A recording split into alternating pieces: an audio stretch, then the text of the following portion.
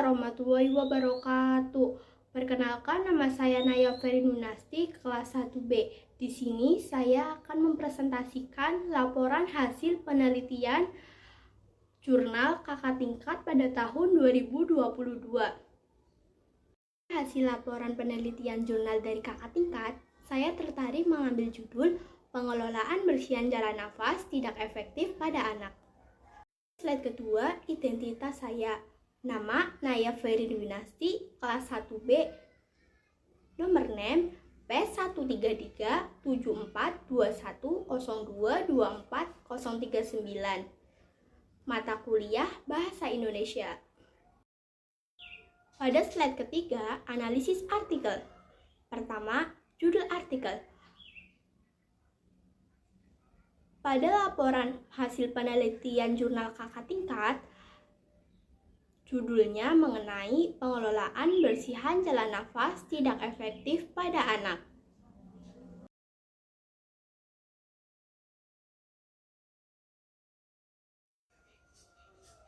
Bagian kedua yaitu penulis. Jurnal ini dituliskan oleh Erni Nuryanti. Bagian ketiga analisis artikel yaitu sumber artikel. Sumber artikel dari jurnal ini yaitu hashtag jurnal Poltek ke Semarang, ACID, OJS, Indeks, PHB,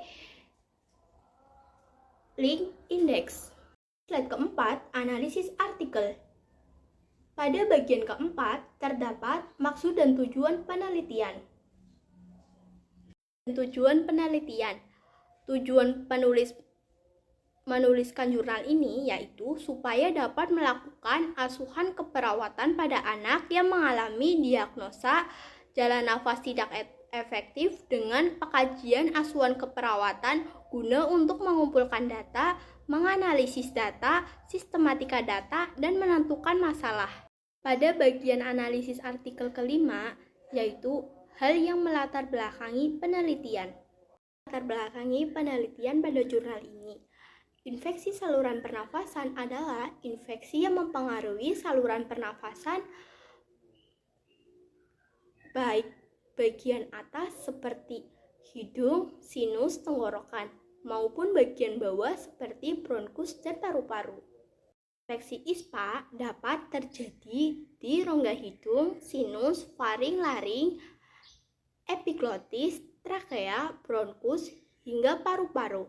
Penderita ISPA akan mengalami kesulitan bernafas, demam, batuk, dan kesulitan menelan yang menyebabkan penderita mengalami gangguan bersihan jalan nafas secara tidak efektif.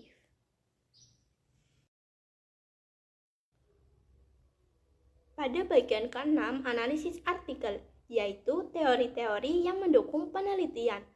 Teori-teori yang mendukung penelitian pada jurnal ini pada implementasi dilakukan dengan tindakan yang telah disusun terlebih dahulu berupa respon verbal, sikap, dan psikomotor. Infeksi pada penyakit saluran pernafasan akut kebanyakan terdapat pada bayi dan anak-anak dan dapat juga menyebabkan kematian pada balita dan bayi. ISPA juga sering disalahartikan sebagai infeksi saluran pernafasan atas.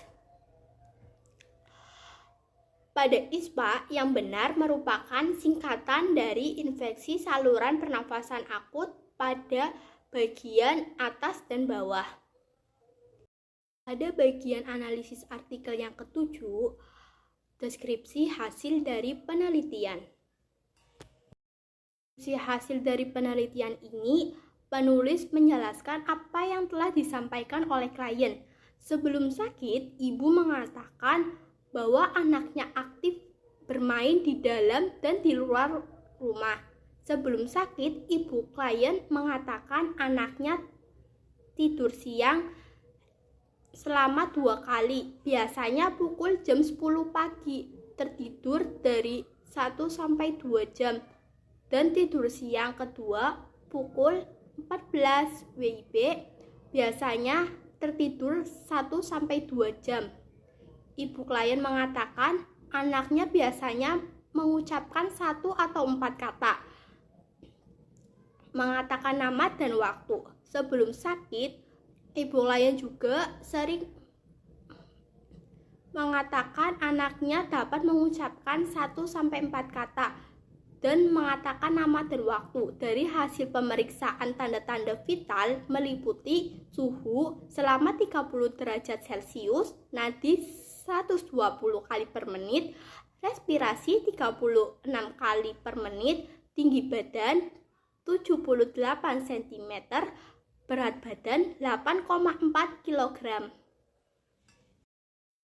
Pada analisis artikel bagian ke-8, terdapat rekomendasi hasil dari penelitian. Rekomendasi dari hasil penelitian yang terdapat pada jurnal ini yaitu cara agar saluran pernafasan tetap sehat, yaitu dengan melakukan olahraga dengan rajin, perbanyak minum air putih, mengkonsumsi makanan yang bergizi, menghindari paparan polusi, dan perbanyak istirahat yang cukup. Kalau kondisi ISPA tetap memburuk, segera ke rumah sakit untuk cek kesehatan, karena mencegah lebih baik daripada mengobatin, apalagi sudah terkena akan dampak kematian. Ada bagian analisis yang terakhir, yaitu daftar pustaka. Sekian presentasi dari saya, kurang dan lebihnya mohon maaf apabila ada kata-kata yang kurang berkenan. Wassalamualaikum warahmatullahi wabarakatuh.